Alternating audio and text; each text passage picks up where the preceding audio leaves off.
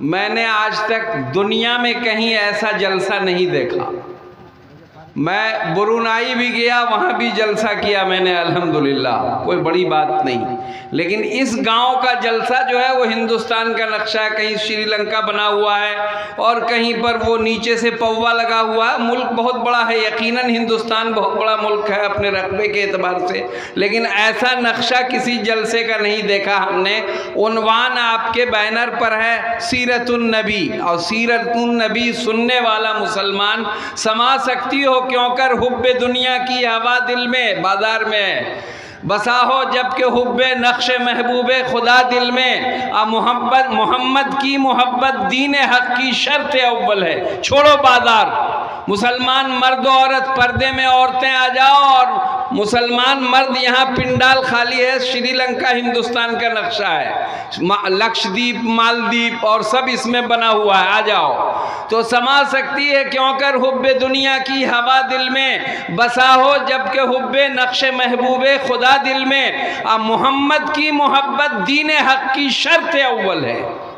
اسی میں ہو اگر خامی تو سب کچھ نامکمل ہے. محمد کی محبت ہے سند آزاد ہونے کی، خدا کے دامن توحید میں آباد ہونے کی. محمد کی محبت عالم ایجاد سے پیارا، پدر، مادر، برادر، جان و مال اس بازار سے پیارا. جس بازار کو آپ نے محمد الرسول اللہ صلی اللہ علیہ وسلم کی سیرت سننے کے لیے، اس پنڈال کو سجانے اور اس کے منتظمین نے روشنی لگانے، اسٹیج بنانے میں کیا انتھک کوشش کی ہوگی. اور میں تو آتے آتے نہیں آنے کے پروگرام میں تھا، طبیعت اچھی نہیں تھی، پٹنہ جانا تھا. لیکن مولانا ضیاء اللہ ضیاء رحمانی کا اللہ بھلا کرے، انہوں نے کہا دوست اگر آپ سچے دوست ہو، اگر آپ سچے دوست ہیں تو آپ اس سفر میں میرے ساتھ چلیے. اور قاری قمر الزماں صاحب مدد اللہ العالی، جنہوں نے ختم الرسل، وہ دانائے سبل ختم الرسل، مولائے کل، جس نے غبار راہ کو بخشا، فروغ وادی سینہ، نگاہ عشق و مستی میں وہی اول وہی آخر، وہی طٰہٰ وہی یاسین، وہی قرآن وہی فرقان.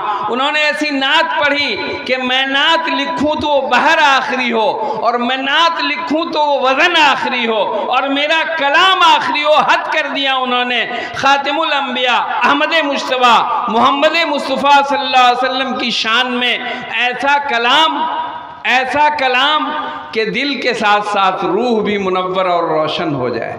تو مسلمانوں، آپ اسی لیے یہ کوشش کرنے والوں نے روشنی لگائی، قمقمے لگائے اور ٹیلی ویژن لگایا، باہر دکھلایا علماء کرام کو، جو ٹیلی ویژن کو الٹا کر دیا گیا ہے ابھی روشنی کو، تاکہ آپ نہ دیکھ سکیں. اللہ کا شکر ادا کرتا ہوں، اس لیے کہ جتنا یہ بہتر ہے اتنے ہی یہ برا ہے.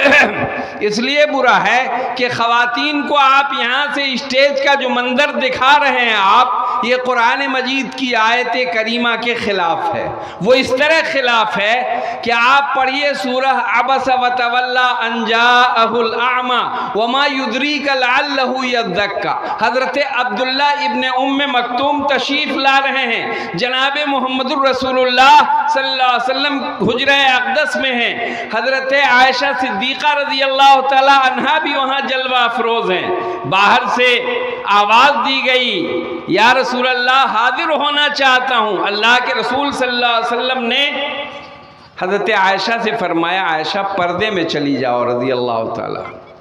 حضرت عائشہ جانتی تھیں کیسی عورت تھی وہ، کیسی خاتون تھی. امہات المومنین میں کیسا درجہ تھا، کتنا بڑا درجہ تھا کہ آقا صلی اللہ علیہ وسلم کی 2210 حدیثیں حضرت عائشہ صدیقہ رضی اللہ تعالی عنہ کو ازبر یاد تھی. آقا کے ہر نقل و حرکت پر نظر رہتی تھی، اور دین کو پھیلانے میں صنف نازک کے مسائل اور دیگر مسائل، اصحاب رسول اللہ کو اگر کسی مسئلے میں انقباض ہوتا، پریشانی ہوتی، تو حضرت اماں عائشہ رضی اللہ تعالی عنہ سے اللہ کے رسول کا وہ فرمان معلوم کرتے. یہ مقام تھا. حضرت عائشہ صدیقہ رضی اللہ تعالی عنہ نے فرمایا یا رسول اللہ آنے والا اندھا ہے، عبداللہ ابن ام مکتوم ہے، آنے والا اندھا ہے، وہ ہمیں نہیں دیکھیں گے یا رسول اللہ، آپ کی مجلس سے غیر حاضر ہونے کو طبیعت نہیں کرتی ہے، اگر آپ اجازت دیں تو اندھا آ رہا ہے، آپ بیٹھنے کی اجازت دے دیں۔ اللہ کے رسول نے فرمایا صلی اللہ علیہ وسلم، عائشہ عبداللہ ابن ام مکتوم اندھے ہیں، تم تو اندھی نہیں ہو۔ میری ماں اور بہنوں، آج پوری ملت پریشانیوں سے دو چار ہے، آج ملت کے مسائل اتنے ہیں کہ اگر اس اسٹیج پر کھول دیا جائے تو اناؤنسر صاحب کہیں گے یہ مولوی پاگل ہو گیا ہے، 1.5 گھنٹہ لے رہا ہے، دوسرے علماء مقررین کا کیا ہوگا۔ بس میں ٹچ کرتے ہوئے تھوڑی باتیں آپ کے سامنے کہتے ہوئے گزر جاؤں۔ میں نے قرآن عزیز کی آیت پڑھی اور بتایا کہ عبداللہ ابن ام مکتوم اندھے ہیں۔ اماں عائشہ سے اللہ کے رسول نے فرمایا تم تو اندھی نہیں ہو، تمہاری نظر تو غیر محرم مرد پر پڑے گی۔ جس طرح مردوں کے لیے آنکھوں کی حفاظت ضروری ہے اور غض بصر کا حکم ہے، ٹھیک اسی طرح عورتوں کو بھی غیر محرم مرد کو دیکھنا حرام ہے، حرام ہے، حرام۔ لیکن دنیا کتنی ترقی کر گئی۔ اسی فروری کی 12 تاریخ کو یوم فحاشی، بے حیائی کا دن انسانیت منانے جا رہی ہے، یورپ منانے جا رہی ہے اسی 12 فروری کو بے حیائی کا دن۔ تو بھائی جب پچھمی ہوا چلے گی تو پورب کے ملکوں پر اثر ہوگا کہ نہیں ہوگا بے حیائی کا۔ یوم فحاشی، اللہ اکبر، کتنی برائی عام ہو گئی کہ فحاشی ڈے منایا جا رہا ہے۔ ٹھیک ہے آپ نے مدر ڈے منایا، فادر ڈے منایا، چلے گا، باپ کا دن، ماں کا دن آپ نے منایا اس کی یاد کے لیے، سب کچھ سالگرہ منایا، چلنے کی بات تو کچھ بھی نہیں ہے اسلام میں، لیکن اب فحاشی کا دن آپ منانے جا رہے ہیں۔ یورپ نے ایک پیغام دیا ہے، مغرب نے ایک پیغام دیا ہے کہ بے حیائی کا دن مناؤ۔ آپ کی جنگ تو اسی بات سے ہے، پوری دنیا سے حجاب کی جنگ ہے کہ اسلام نے پردے کا معقول سسٹم رکھا ہے، جس سسٹم کو دنیا پسند کرنے کو تیار نہیں ہے، واؤٹ کر رہی ہے کہ پردے کی کیا بات ہے۔ مسلمان اپنی عورتوں کو گھروں میں بند کرتے ہیں اور گھر کی ایک نوکرانی بنا کر رکھ دیتے ہیں۔ دوستو، مسلمان عصمت کی نگہبانی کرتا ہے اور جناب محمد رسول اللہ صلی اللہ علیہ وسلم نے پردے کا سسٹم دے کر عورتوں کو محترم، معزز اور مکرم بنایا ہے، انسانیت کی صف میں اونچا مقام عطا کیا ہے۔ میں نے بہرحال قرآن عزیز کی ایک آیت پڑھی ہے، لَقَدْ كَانَ لَكُمْ فِي رَسُولِ اللَّهِ أُسْوَةٌ حَسَنَةٌ، تمہارے لیے محمد رسول اللہ صلی اللہ علیہ وسلم کی زندگی میں بہترین نمونہ ہے۔